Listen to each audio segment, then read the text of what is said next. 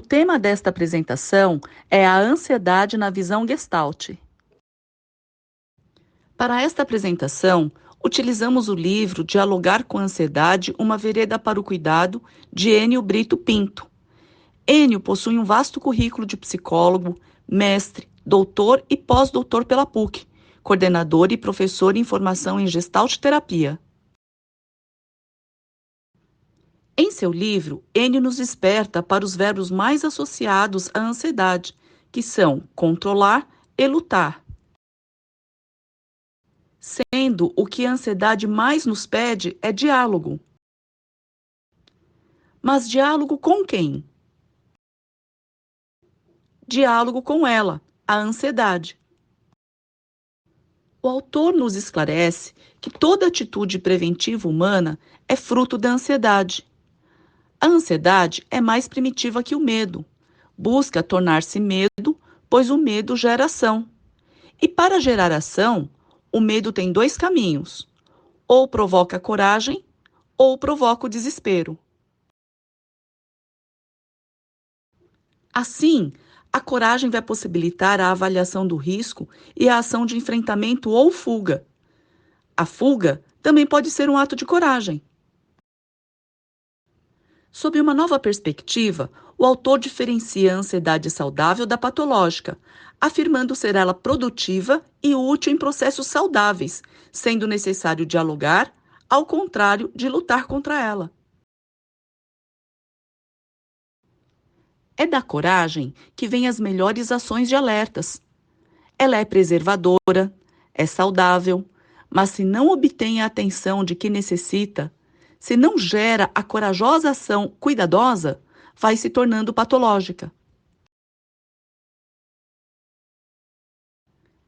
Porque a ansiedade é insistente, não desiste de passar sua mensagem, nem de tentar mostrar que a vida nos pede mudanças, às vezes dolorosas, para que possamos continuar num bom ritmo no processo de autoatualização e de maior autenticidade.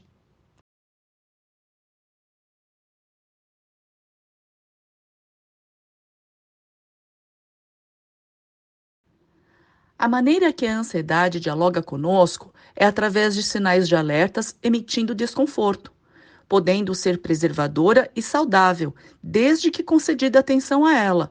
Caso contrário, tornará patológica. A pessoa aberta às novas exigências, a ansiedade é ponte para o cuidado. Quando a pessoa está presa em um modo de ser que não é o adequado para a atual situação, a ansiedade será mais sofrida quanto maior for o ego da pessoa. Então, N nos traz que o desenvolvimento pessoal exige coragem, e a coragem, para existir, exige ansiedade. É a ansiedade que provoca a coragem, caminho para reflexão existencial, autenticidade e autoatualização. Ainda segundo o autor, se o sentido da ansiedade não for atendido, provocará um vazio existencial ou uma abertura para um novo sintoma, até que a pessoa possa, se ainda tiver tempo, prestar atenção nas mudanças existenciais que precisa fazer para se atualizar. A ansiedade é dividida em duas, entre a normal e a patológica. Na normal é quando a gente lida com a nossa realidade, com nossos sofrimentos e com os desafios do cotidiano. Esses fatores podem até ser ameaçadores, porém são uma proteção à integridade do ser, pois nós já somos seres ansiogênicos. Na patológica, nada mais é do que a ansiedade normal não dialogada. Então, a gente não lida com a nossa realidade, com os nossos sofrimentos, com os desafios do cotidiano. Então, quanto mais a gente não lida, mais ela se torna patológica. Existem, então, algumas influências que podem gerar ansiedade, que estão ligadas ao aspectos na formação da criança e o meio na qual está inserida. A rede de apoio é fundamental na construção da autoconfiança, pois são eles que apresentam o mundo, que são a família, a religião e a escola. Eles fortalecem a maneira como lidar com as ansiedades em cada etapa do desenvolvimento humano. Assim, eles vão formar suas próprias regras, levando em consideração os deverias e os não deverias. A ansiedade passeia pelo terreno da fantasia. A fantasia nada mais é tudo aquilo que não está no aqui e agora, estando no futuro ou no passado. Então, o afastamento do diálogo com essa ansiedade a torna cada vez mais patológica. Diante disso, há a preocupação de corrermos o risco de propor guerra àquela que é a habilidade humana mãe de todos os cuidados. O Eno também cita no seu livro que é como se mandássemos matar o mensageiro porque a notícia que traz não é agradável. A ansiedade, ela nos pede algo novo, porém nós não deixamos de considerar e não estamos retirando o que é velho, aquilo que já é nosso. Paul Tillich, ele era um teólogo protestante e ele traz o suporte para lidar com a ansiedade em psicoterapia. O Paul Tillich, ele divide a ansiedade em três tópicos existenciais, considerados ameaças ao vir a ser. O primeiro é a ansiedade sobre o destino da morte, que está ligada à finitude, para onde nós vamos quando nós morrermos, e hoje em dia é relacionado ao consumismo. Então, se eu vou morrer amanhã, logo eu vou consumir muito mais hoje. A ansiedade da condenação. Ele está ligado à culpa. A culpa produtiva, que é aquela em que eu erro e eu extraio alguma coisa de bom, né? Eu tenho um aprendizado. E a culpa improdutiva, em que eu erro várias vezes e eu não tiro nada de bom. Também tem a ansiedade da dúvida, que está relacionado à vacuidade, ao vazio, onde eu coloco dúvida onde eu tenho certeza e certeza onde eu tenho dúvida. Enio traz em seu livro um diálogo entre a ansiedade e a liberdade, onde ele diz que a ansiedade é uma consequência da liberdade que a gente vive quando se tem o poder de escolha. E que escolhas seriam essas no caso? Seria o poder de decidir escolhas futuras, decisões novas. E o novo naturalmente traz ansiedade, porque viver a ansiedade é ser livre. Então, o objetivo da terapia e o papel do terapeuta no que diz respeito à liberdade não é libertar o paciente da ansiedade, mas é poder ajudar ele a transformar a ansiedade, que até então era patológica, em uma ansiedade saudável e necessária para o desenvolvimento dele. Enio, em seu livro, também relata sobre a obediência sendo um fator importante para o diálogo entre ansiedade e liberdade. Então ele explica dois tipos de obediência. Tem a introjetada, que é quando a pessoa ela aceita uma ordem estabelecida, sendo puramente obediente àquela ordem. E tem a obediência integrada, que é quando a pessoa ela vai fazer um processo de reflexão crítica sobre aquela ordem que foi estabelecida, analisando de acordo com seus valores a possibilidade de aceitar ou rejeitar aquela ordem. E para o Enio, a própria desobediência também é um ato de liberdade, desde que seja um ato pautado no senso crítico, sendo importante para poder alcançar a liberdade e, consequentemente, uma ansiedade saudável. No entanto, essa mesma desobediência, se ela não é analisada criticamente, poderá causar três tipos de desafios, três tipos de situação que podem desenvolver uma ansiedade patológica. Então, um desafio, por exemplo, é o cálculo de riscos, que é quando a pessoa calcula cada passo do dia dela, e isso gera uma ansiedade. Tem a conformidade cega, que é aquela pessoa que aceita qualquer tipo de ordem, ela não analisa criticamente, e naturalmente isso vai gerar uma ansiedade para ela. E tem o desafio da revolta, que é quando a pessoa ela é exposta a situações estressantes que acabam gerando esse sentimento de raiva, de revolta, que podem desenvolver uma ansiedade patológica no ser. Outro capítulo relatado no livro de Enio é sobre o diálogo entre a ansiedade e a criatividade, onde Enio diz que as pessoas criativas são mais sujeitas naturalmente a viver uma ansiedade. E para a Gestalt terapia, a criatividade é um processo de vida. E por quê? Porque a criatividade, ela transforma, tira a pessoa do comodismo, busca o novo e o original. E por consequência, naturalmente vai estimular o ser a uma aproximação da ansiedade, onde ele vai ser exposto a momentos ansiosos, porque esses momentos novos, como eu falei, naturalmente geram uma ansiedade. Pensando na ansiedade patológica e na relação dela com a criatividade, ela surge em momentos onde o ser desiste da sua criatividade.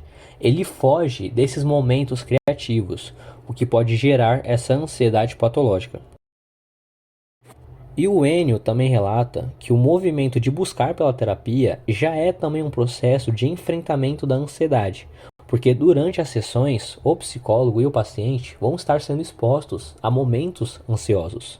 Porém, ao mesmo tempo, eles serão expostos também a momentos de criatividade, onde surgirão essas soluções. E a partir desse momento, o paciente vai deixar de enfrentar a ansiedade e agora sim dialogar com ela.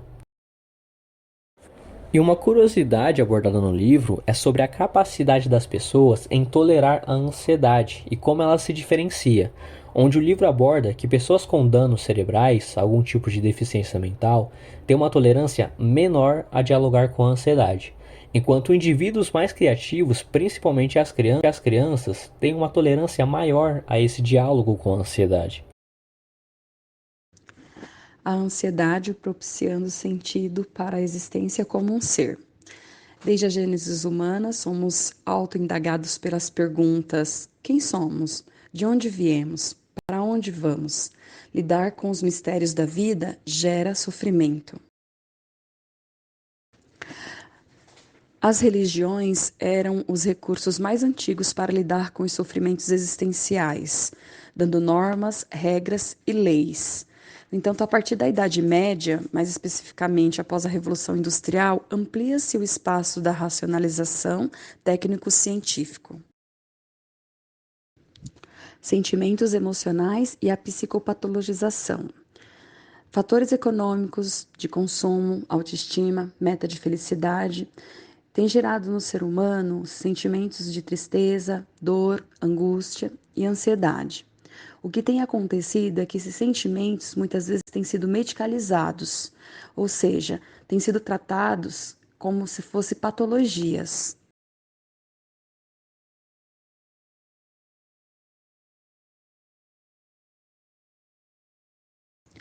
A patologização trouxe perdas e ganhos. E para evitar perdas, devemos saber que a vida é permeada de sofrimentos e eles não podem ser confundidos com psicopatologias. Por isso, devemos ter capacidade de entender e esperar pelo processo e pelo tempo natural das coisas acontecerem. Porque não é só esperar, é ter saúde enquanto espera. Saber esperar se tornará um dom cada vez mais raro? Devemos pensar nisso. Porque vivências de ansiedade são possibilidades de crescimentos e de autorrealização. Nós somos uma totalidade, portanto, o que afeta a nossa mente, naturalmente afeta o nosso corpo. Logo, a retomada do autocontrole nos dá condições para flutuarmos entre os tempos, passado, presente e futuro. Esse trânsito entre os tempos, com ritmo, sentido e significados, nos dá leveza. Ao contrário disso, podemos transitar com muitas neuroses. Diante de um mundo plugado, a pessoa se distancia de sua própria existência. Por isso, é necessário identificar a ansiedade patológica. É necessário também identificar a dificuldade de ter esperança, porque diante dos sofrimentos naturais, deixamos de ser criativos. Buscar por coisas fundadas na aparência, não ter tempo, ter e não ser, a ambição desmedida podem nos fazer adoecer. Portanto, a pausa é necessária. A pausa é a melhor forma da espera. Agora nós vamos falar um pouco sobre o manejo das vivências de ansiedade em psicoterapia, que nada mais é do que a forma de cuidar e tocar o cliente.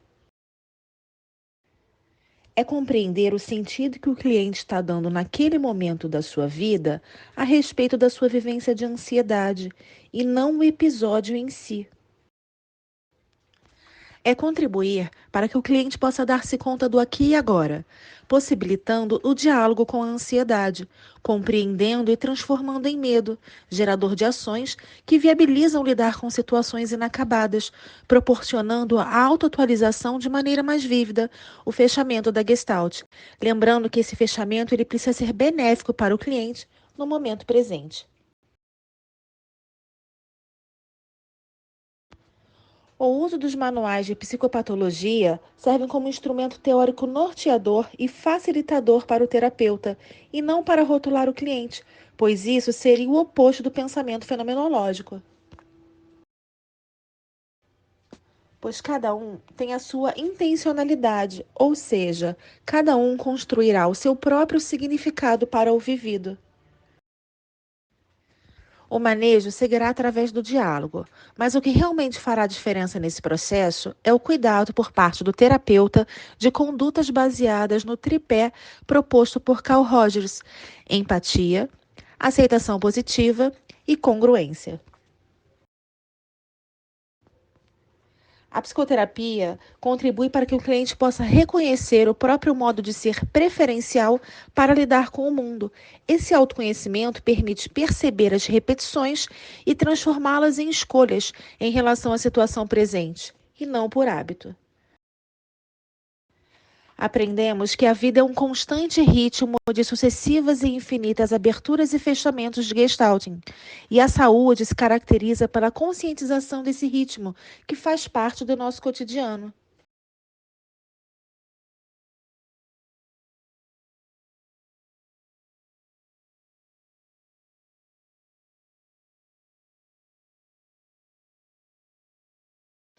O ser humano, ele é compreendido como corpo, mente e espírito imersos em um campo.